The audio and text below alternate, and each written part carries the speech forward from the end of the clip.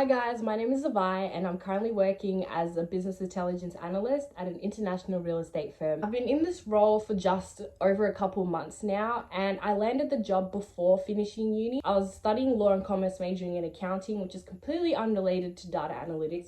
So I've decided to make this video to kind of explain how I got here and to provide those of you who are looking to jump into the world of business intelligence and data analytics some insight as to how I got here, so that you too can also make that transition and start making serious money. So in my fourth year of my course, my degree was 5 years because it was a double. But in my fourth year, I started working at a big four accounting firm in expat taxes. And as an accounting student, this was major. Okay, I was like, I've made it. My life is complete. I thought that big four was where I was gonna get rich, is how I was gonna start making six figures fast. But after some time in there and kind of just sussing the salaries, it was like, no, I was not reaching six figures for at least like 6 years. Then I stumbled across tech TikTok. You know, all those TikToks like, this is how I landed a 300k job out of uni. I was like, oh my gosh, I need to get into tech. People out here making six figures and they don't even code. They're not even coding. And better off, I found this chick who was at another big four and she transitioned and was now working at Microsoft. I was like, this is possible. You went from being a corporate slave to now being another corporate slave but making more money. And I was like, I need to jump into this. So pretty much what I did was to career transition, because I was already working full time while at uni. So I think this gave me a major advantage. So I think my first tip would be to really try your best to get work experience while you're at uni. So if you're not studying data analytics, don't stress about trying to find a data analytics job for work experience, but just try to get into the corporate world. Working professionally while you're at uni really gives you transferable skills. In the screening interview for the job that I landed, she was like, what transferable skills do you have? And I was able to say communication, explaining complex concepts in a way that everyone can understand. Whether it be a paid full-time job, an unpaid internship, don't worry about the money at this point, because you're just there for the skills. I remember when I got my contract for this job, it was $42,000 a year full-time, and I cried. I was working at a supermarket. I was like, I can make more money at this supermarket than I'll be making in this job. But I thought, no, like, it's good to get your foot in the door early. Like, it'll help me in the future. So after stumbling into all these TikToks, I started researching into the tech area, like what types of roles were there. So I stumbled into product management, project management, tech sales. Through my research, data analytics looked to be the most interesting area for me. I don't know if it's specifically tech, because you can do data analytics in any field. Like, I'm in real estate, but I came across a lot of data analytics things and I was like, this is really interesting. This is what I really want to do. Once I had an idea of the type of role that I want to do, I had a look at what was available to me at my current job. Within my expat taxes team, there was a smaller team that used this tool called Alteryx. Alteryx is this data processing tool, and when I first saw it, it looked really big, it looked scary. I was like, what the hell is that for? Like, I'm like, ew, get it away from me, give me tax. But once I took time to just try understand what Alteryx was and how that team was using it, I was like, oh my god, this is what I need to be doing, because this will help me transition into data analytics, because it's a data processing tool. If I learn this tool, despite not having a data analytics degree, surely I'll be able to transition into data analytics just from using this tool. My goal then became to join that team. One of the girls that I worked with, she was in that team, and she kind of just showed me what type of work they were doing. She actually told me they needed more people as well. They were understaffed. I was like, this is perfect. Like, I can come in and learn and you won't be understaffed anymore. Like, give me your work, I'll do it. I raised my interest. I told my manager, my counselor. There was pushback. The transition wasn't easy at all. It actually took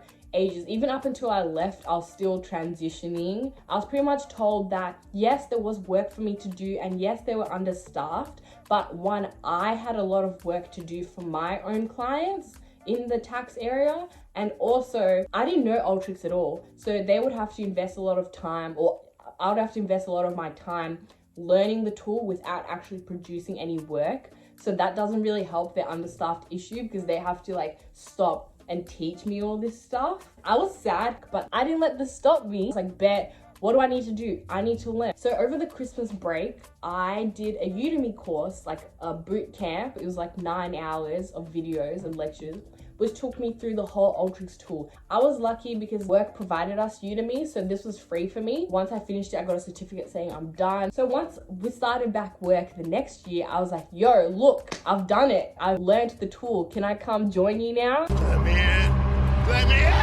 The final 8 months of me being at that firm was just me trying to get more Alteryx work, but trying to balance it with my other works. That was really hard. And eventually that's why I left, because I found a role where I could actually just use Alteryx and learn it. So I didn't really progress. My knowledge of it didn't really progress from when I first learned it to 8 months later when I eventually left. But just having the knowledge of it, just knowing what it was and just how to do the basic things really helped me. So yeah, my second tip would be to try look for opportunities at your current place. So if you have been fortunate enough to find a steady, maybe part-time or full-time job while you're still at uni, try build relationships with those people that are in the data department. Another huge tip is to be vocal. So if you're already working and you want to transition teams within your job, be vocal about it. You need to push, because I raised my interest of Alteryx in December 2021, and I had to keep pushing up until August or September when I finally left the job. I was constantly telling my counselor, I want to do more of this, not doing it enough. I'm not like, obviously it's hard to balance being whiny and just saying what you want. So another thing that I did to transition was really use LinkedIn. I am a bit addicted to LinkedIn. I don't post, but I love just like stalking people's professional lives. The advice that I saw was make your LinkedIn focus on the job that you want, not the job that you currently have. My LinkedIn before was just saying, this is where I work, this is what I do, like that's it. I was getting messages from recruiters in the expat taxes field, and I'm like, no, I don't want those jobs. I want data jobs. So I made it more data orientated, made a headline with like, I put Alteryx in there. I think I put data processing and automation, and also the company that I was at, because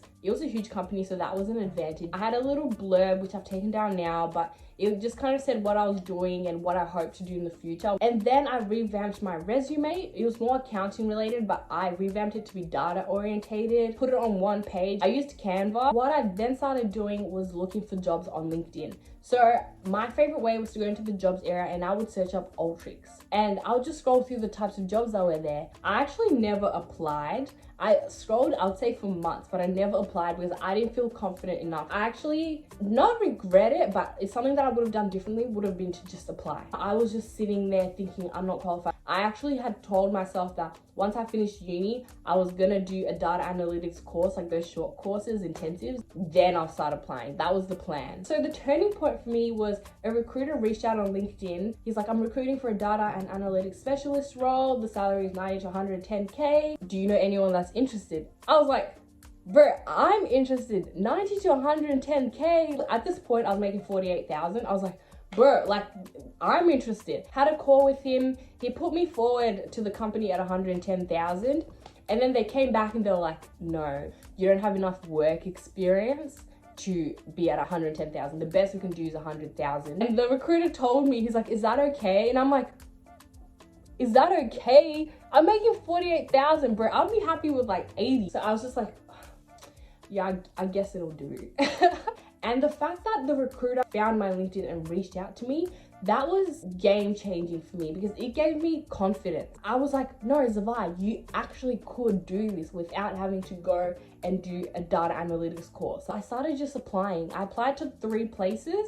First, I had the interview for the law firm. It went bad. It was so bad. Everyone needs to go through this at least once. They started asking me technical questions about Alteryx and about data analytics. They're like, so what do you do for data validation? And I was like, what's data validation? He was like, take me through some pipelines. I was like, what do you mean? What's a pipeline? Then they told me that they would reach out if I make it to the next stage. Never heard back. Even my recruiter didn't get back to me. That's how bad the interview was. It was atrocious. But the next day, I got a call from the real estate firm, which I'm working at now, for a screening interview. And because I'd been so stressed the day before, I did this so chill. She asked me about my transferable skills. So the manager for that team then called me a couple days later saying that he'd like to set up an interview and also He was going to send me the link for a technical challenge that I needed to do, which I'll then have to present at the interview. For that technical challenge, I needed to clean some data, so I needed to use Alteryx and then also visualize it. So Tableau, which is like a visualization tool. I spent like 5 days doing it. After work, after uni, I was doing it,